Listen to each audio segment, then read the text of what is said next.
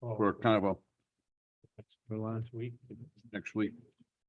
Good morning, all. Welcome to Joint Parks Recs meeting.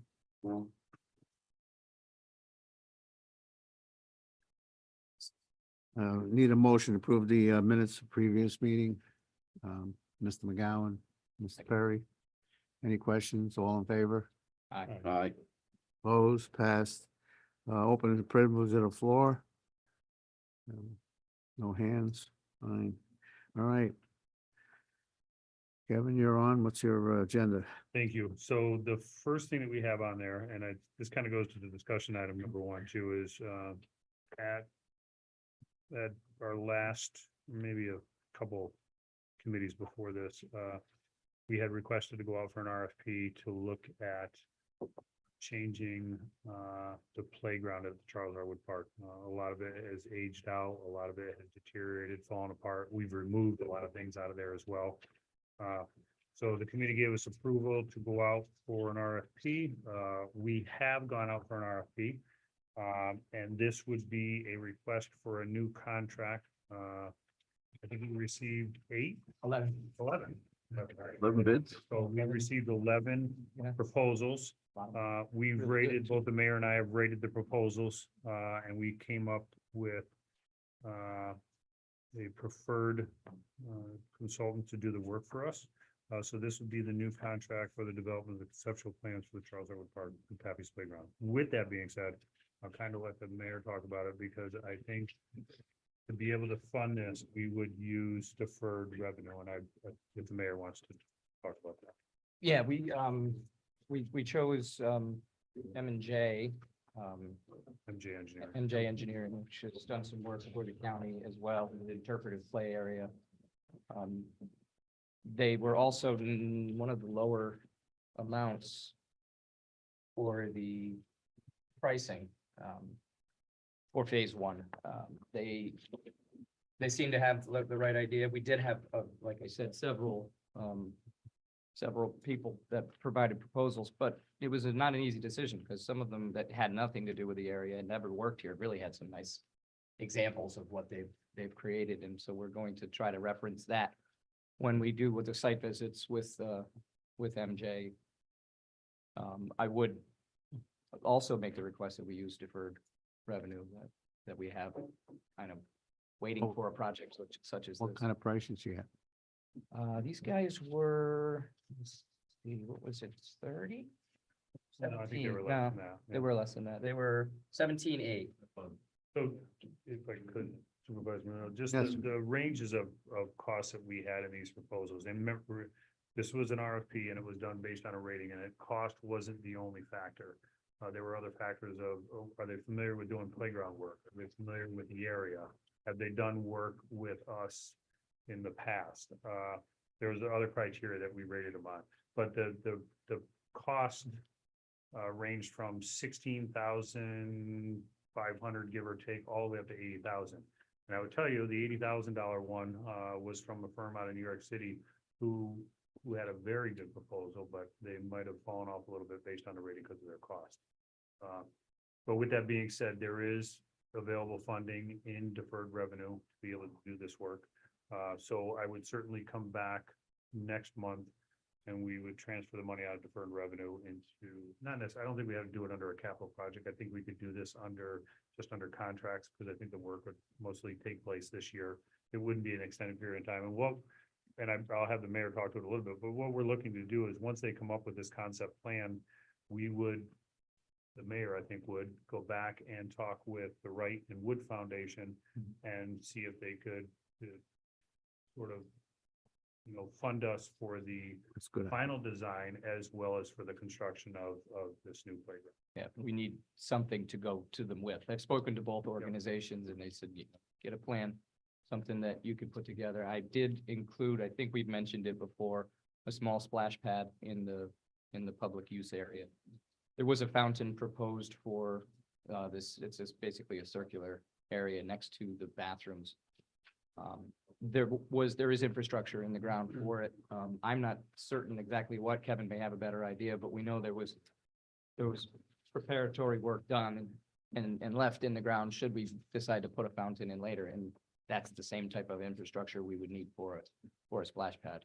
Yeah, just to talk to that, we did run a water line across the entire site, which actually feeds the fountain on the other side. Mhm.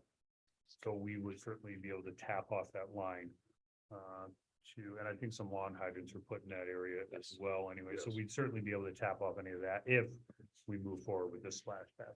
Well, do you need a resolution for us to start moving back on this Yep. company? The only thing I need a MJ? resolution is to allow us to enter into a new contract with MJ Engineering. All right. So, come on, Mr. Bruno. You again, Mr. McGowan, second. Are you raising your hand a second or a question? Well, I raised it for a second and a question. Okay, go ahead. All right, so this is. We put it out for bid. They came back. This is just to design the park. This is just for conceptual design and the conceptual design alone. We had, as part of the RFP, requested from them to put in phase two, which would be a cost basically for a final design. We're not going that route yet. We're just looking at the conceptual plans right now, and then we would take those plans and go back to the Wood Foundation or the Wright Foundation to look for them to fund the remainder, which would be the final design as well as the construction of the playground.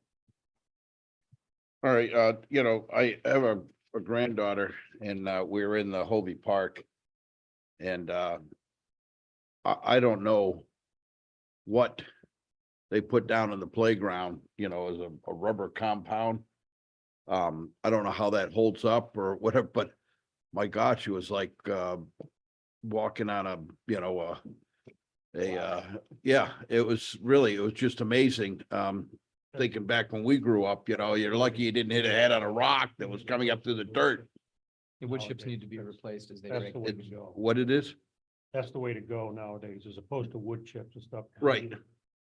I've been involved. I mean, just wondering how it holds up and stuff like that, but I was totally amazed, really the comfort, and the softness. I mean, thinking that our monkey bars used to be 30 feet high, we used to, We and- survived. yeah, and we were told to shake it off and get to the dinner table, So, All right, so we got a motion and a second. Any other questions? All right, all in favor?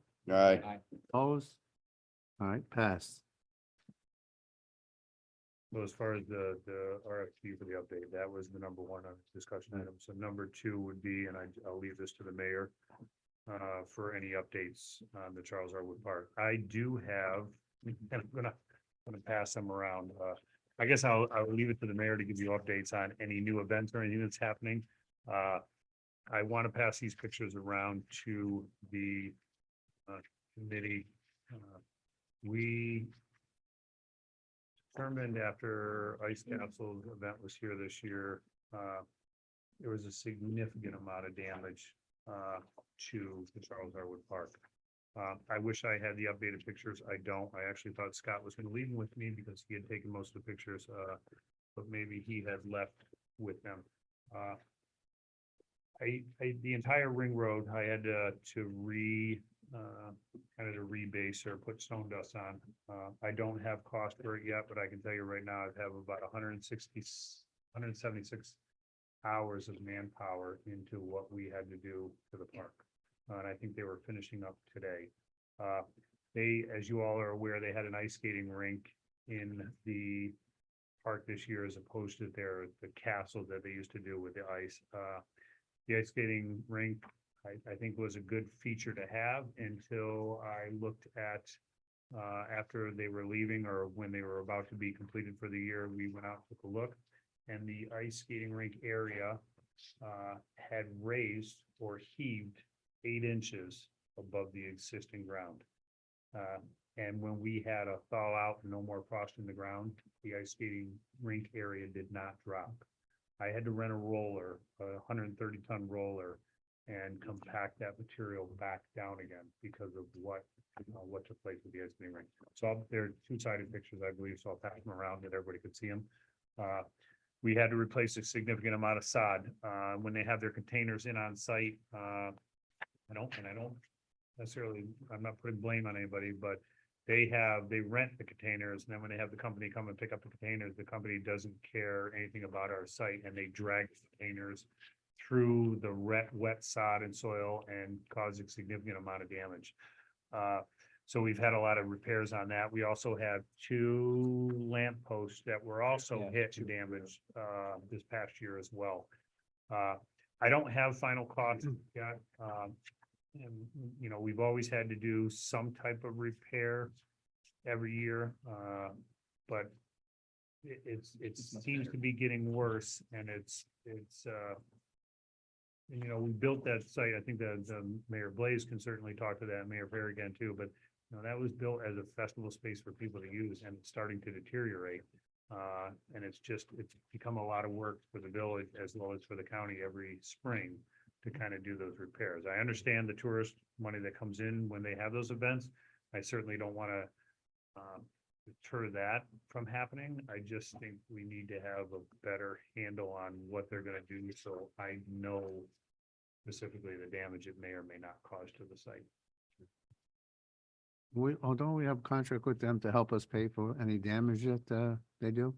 Give us a deposit every year, and the deposit is, you know, I can tell you I haven't refunded it in several years now. Mhm.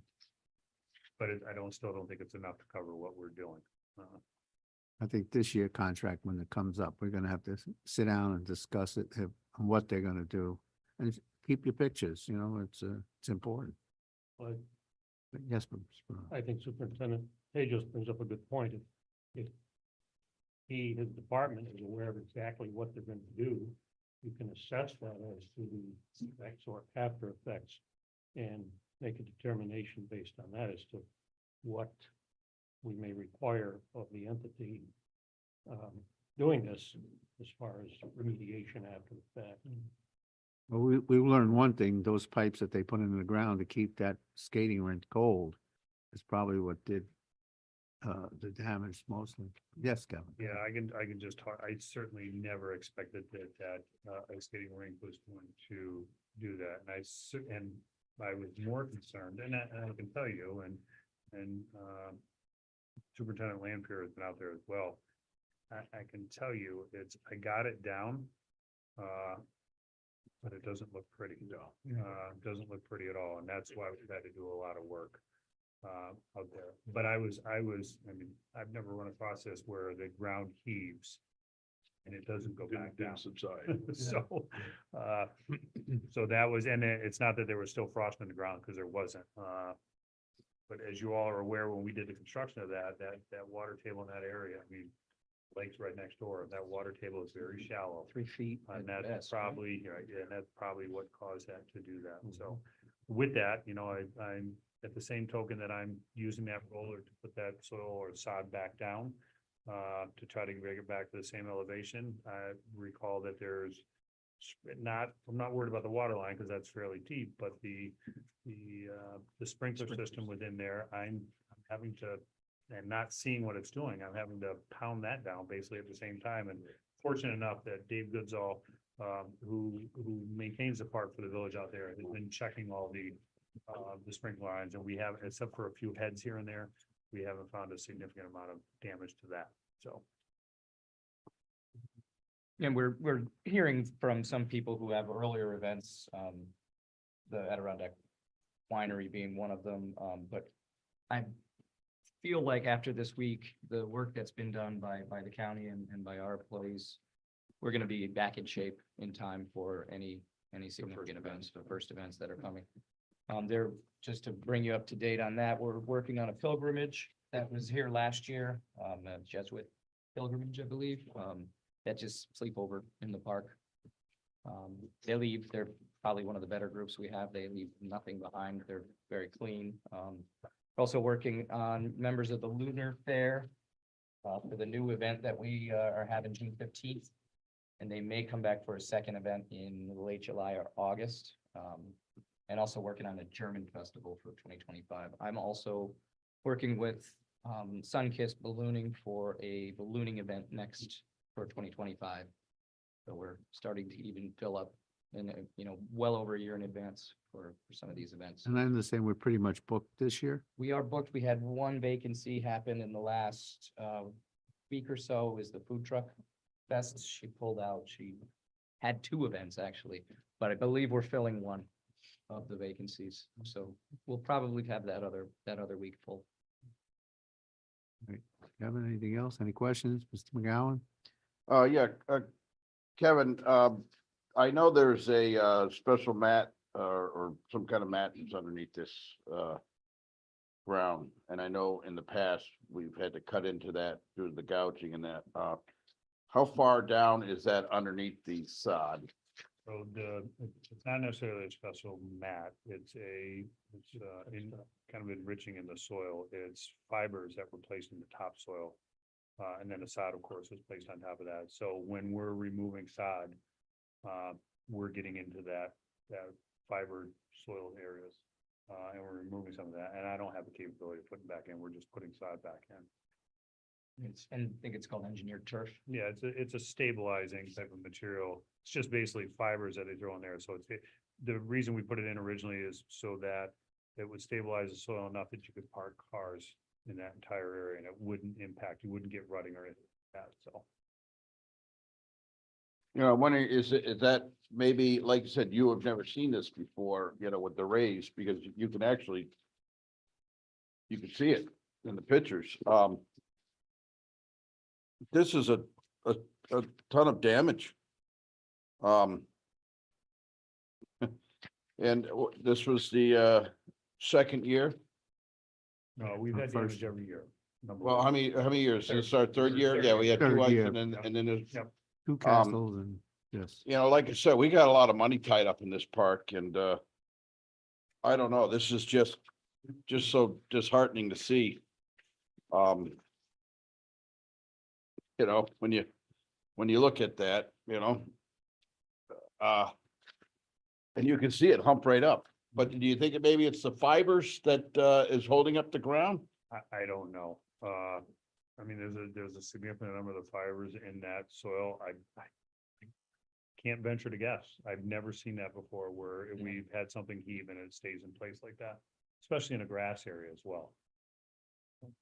I imagine we could do some research to see if there are different types of underlayment that they could put down, and maybe they're learning as well at the same time as we are. I've always seen skating rinks put on an improved surface, not on either a flooded So this lawn, wasn't a- when we were Well, kids. you know, it's like I said, you look at all these people that put the skating rinks in their front yard and they, you know, and they take it out afterwards, but that's all nobody has a cooling system underneath. I mean, this is a, you know, a civic center type skating rink that, you know, that they're keeping it cold. So that's just like a frost buster. Instead of putting the heat in the ground to take the frost out, you're freezing the ground. So who's not to say that this ended up being, you know, 4 or 5 foot thick of ice underneath there, you know? You gotta consider the weather too. We had a lot of rain in January, February. That Yeah, soaks but in. that has nothing to do with underneath that, you know, that Well, ice. the skating water rink, gets you know? under there. That's a very wet The high water area. table. Yeah, the high water But table is to- under there to too. Maybe put you at ease, they only sold 4,000 tickets to the skating. So they're actually really considering what else can we do instead of a skating rink, so it wasn't as profitable as they thought it was going to be. They didn't open during the day, but at the same time, it's 4,000 is a pretty low number. And It when- costs a lot more than that to put it in. I and think, run. I think you're right. Yeah. But it was a pilot program for them because of the winters we've been having.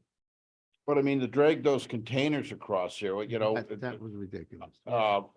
The unfortunate part is they get their stuff cleaned up and out of there. And then these companies who no one's there anymore, and I don't necessarily, or Keith doesn't necessarily know when they're coming, all of a sudden a truck shows up and pulls the container out. And it's not Ice Castle's truck, it's whoever they rent the contract from, comes in there, so we don't know, and then we go down there to see that this is the damage that's been caused. All right. um, Ray, you have a list of everything that's going in there this year? Yeah. Ready? How about you give it so I can give it to the Yeah, of tourism course, it's also department available on our and website. get it on Yeah. the. No, that's a web- great idea, and I'll provide updates. We'll have Devon send updates to whoever you'd like to. Yeah. keep Yeah, it we current. run it on our you know, website. bring us something to, you know, look at, you know, I don't need to read paper, but you know. All right, yeah. You know, one more thing I wanted to add is, Americade, originally was going to use park as well as the parking lot out in front, the Westbrook parking lot that we rent out to them. Then they came back, said, no, we're not gonna need it. We just got message this morning that they are gonna use it. They're gonna use it for 6 days. Because they've gotten so many vendors to come for this year, so they're back on. That's good. of That's renting good. the Parking lot as well. That's why I had a missed call from him. That's good. All right, any more discussion, referrals or anything pending? One other update. Yes. It's, a Jeep Invasion. They were here in, I believe, 2021, and haven't been able to secure a location for their trails and camping, but they're coming back in 2025. They wanted to just let everyone know, and I think it's Father's Day weekend of next year, which is open. They wanted a contingency to use the parking lot in front of the wood park in case it's wet. So they'll either use the park and not the parking lot, or the parking lot and not the park, because they didn't want to put, their vehicles on our park and ruin it and then be responsible for damages. So they're coming for Father's Day weekend, 2025. Well, Kevin will take care of that. All right, anything else? Seeing none, how about, public comments, anybody? Right. Hold on, it's public comments. No, Oh, yeah, well, I don't see any. All right, Mr. McGowan, go ahead. thank you. I know we have a meeting coming up on the Joseph Warren, next week, but, it was one of the things I brought up, before. And I know, it's, we got timelines and stuff like that, but I did talk to the mayor. Because I brought up before of maybe looking for another location. So we're not in a rush and cram it down our throats and to get everything and make, a decision too quickly. But I asked him about the old courthouse in Lake George and the room that's over there. And he said there's plenty of room at the courthouse. That we can open up, because we're not talking a huge display of, what is it gonna take up, a 10 by 10 or 12 by 12 area? But at 10 by 10, it's 100 square feet, at $1 million, that's $100,000 a square foot. And I don't know about you, but my phone's been ringing up. People don't understand, the need, so. We have a workshop meeting coming up. Please be there and. Well, we can that's invite why the I was- mayor. With the mayor here, I was hoping, just to bring it out in the open to get people to think, and if you could join us. I would, and Um, I'd also and- obviously invite the supervisor, because it's the town owns that Right. building. But in my conversations with former, Supervisor Dickinson, God rest his soul, he was a bit discouraged that they weren't using that to its full potential, and he wanted to take some storage, things that were being stored, I believe, by the Historical Society, and relocate them to show people, because it's actually quite It's a beautiful. beautiful inside. building. That's great. How old is it? 500 years.